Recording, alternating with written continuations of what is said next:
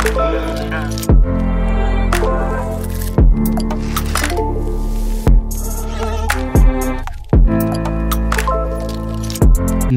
बंधुगण, धन्यवाद जे आपण स्वास्थ्य भित्तिक ज्ञान को एते भल पाउ। वीडियो रु आपण जानिबे किडनी स्टोन हेबार मुख्य कारण कोन, किडनी स्टोन थिले तार प्रारंभिक सूचना किपरि पाई परिबे, आउ किडनी स्टोन बेले जणे कोन कोन खाद्य खाइबा उचित से विषय जानिबा। आजिकाली व्यस्तबहुल लाइफस्टाइल रे स्वास्थ्य प्रति सचेतनता टिके दूरे जाउछि। आम ए शरीर थिबा किडनी जे कि रक्त को परिष्कार रखे एवं मैला आवर्जना पदा को बाहर करे। कोर्स जदि यार सावधानता अवलंबन न करा जाए ताहाले यार डिजीज यार रोग बहुत भयंकर होई। आजिकाली देखा जायछि 100 रु 20 रु 25% लोक एही रोग रे आक्रांत हेउछन्ति। एबे चलंतु जानिबा किडनी स्टोन रो प्रारंभिक लक्षण गुडी को कोन कोन।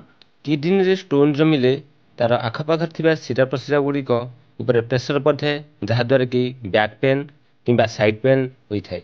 किडनी स्टोन हेले हजम प्रक्रिया रे टिके व्याघात सृष्टि हुए, जहा द्वारा कि बांती बांती भाव बांती आसी थाए। किडनी स्टोन पई बेले बेले अधिक परिस्रा होई जाय किंबा कम परिस्रा होई थाए। परिस्रा कला बेले कष्ट लागे आउ परिस्रा रे भी रक्त पड़िबा आरंभ होई जाय। किडनी स्टोन समय जदि इन्फेक्शन थाए ताहाले गोड़ फुलिबा आरंभ करि थाए, ज्वर टिके आसी थाए एवं परिस्रा अल्प बहुत हेबा जोगु भी गोड़ फुली। ए भली लक्षण गुडी को जानले यार ट्रीटमेंट पई प्रथमे प्रोफेशनल डॉक्टर को परामर्श नेबा हुए, तांको देखा करबा हुए।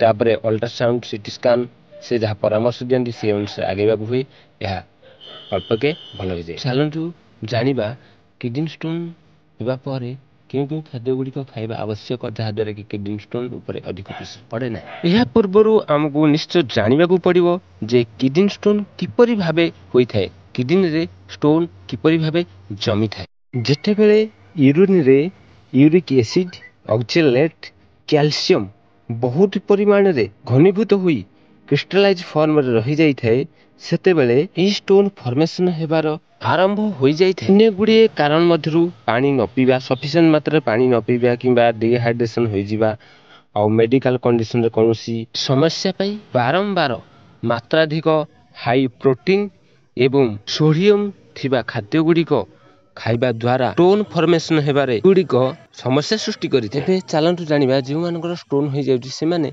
केउ खाद्य खाइबे, स्टोन हेबा परे केउ खाद्य अवलंबन करिवे, जहा द्वारा कि स्टोन अधिक मात्रा हेबो नाही एवं स्टोन खसिबारे बहुत सहाय्य करिवो। तू जेहेतु कम पानी पीवा जोगु एयार भी सृष्टि होई थाए स्टोन, तेनु अधिकरु अधिक मात्रा रे पानी पीवा आवश्यक, जहा द्वारा फर्दर स्टोन फॉर्मेशन हेबाकू देबो नाही। एनु अधिकरु अधिक पानी पीवा। सेकेंड रे लो सोडियम जोठे ऑक्जेलेट एनिमल प्रोटीन जोठे कम अछि सेटा को हमें खाइबा आवश्यक। आउ फूड्स रे जेपरि कि वेजिटेबल पनीपरिबा अधिक मात्रा खाइबा, केतेक फलमूल खाइ परिबा एवं सुखिला फ्रूट केतेक भी हमें खाइ परिबा, जेउठे कि कम प्रोटीन एवं कम ऑक्जेलेट एवं सोडियम से भावे एगुडी को खाइबा पूर्व आपण प्रोफेशनल डॉक्टर सहित परामर्श करिवे एवं तार गोटे खाद्य तालिका करने को मोर अनुरोध। प्रिय बंधुगण, नेक्स्ट वीडियो रे आनिबा जे किडनी क्यों क्यों कारण जो काम करबा बंद कर दे थाए, किडनी खराब हो जाई थाए, क्यों क्यों खाद्य खाइबा द्वारा किडनी किपरि भावे काम करिवो से विषय जानिबा एवं किडनी काम न कले तार फुल ट्रीटमेंट किपरि भावे आमे गोटे आइडिया आनी परिबा से विषय जानिबा। तेणु ए चैनल को जदि प्रथम करी देखुछन्ती सब्सक्राइब करना मोर अनुरोध, आपण सब्सक्राइब करि दियंतु, बेल आइकन को दबाई दियंतु। एभली अनेक अनेक स्वास्थ्य भित्तिक ज्ञान आपण पाई परिबे एवं समाज निज परिवार को सुस्थ सुंदर करी तोली गढ़ी तोली पारिबे। जीवन बहुत मूल्यवान, आमे सुस्थ सुंदर रहिबा आमर प्रधान कर्तव्य। सो दैट आपण को मोर अनुरोध, आपण एही स्वास्थ्य सचेतना को आगु को नेबा को सहाय्य करिवे। मते एही चैनल सब्सक्राइब करिवे एवं लाइक जदि परिबे लाइक कमेंट करि परिबे।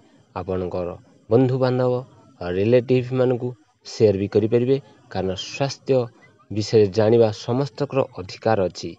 रहुची जय जगन्नाथ। आपणकर स्वास्थ्य कामना करी मु जगन्नाथ पाखरे अली करछि, आपण दीर्घजीवी एवं सुस्थ सुंदर रहिबे।